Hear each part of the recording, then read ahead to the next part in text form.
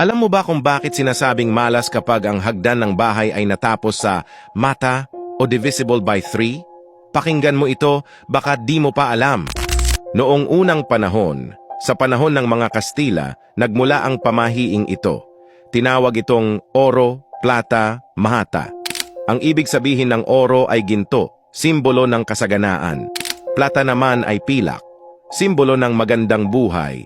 Pero kapag mata, aba, delikado. Ito ay nangangahulugang kamatayan o malas. Kaya't bawat step ng hagdan ay binibilang sa ganitong paraan: oro, plata, mata.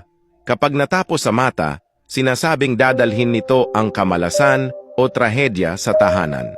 Kaya't hanggang ngayon, iwas na iwas ang mga Pilipino na gawing divisible by 3 ang bilang ng step.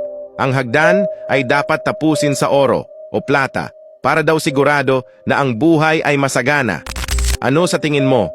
Susundin mo pa rin ba ang pamahiing ito? Kung bago sa iyo ang pamahiing ito, i-share mo na. Baka may hagdan kayong kailangan ng palitan.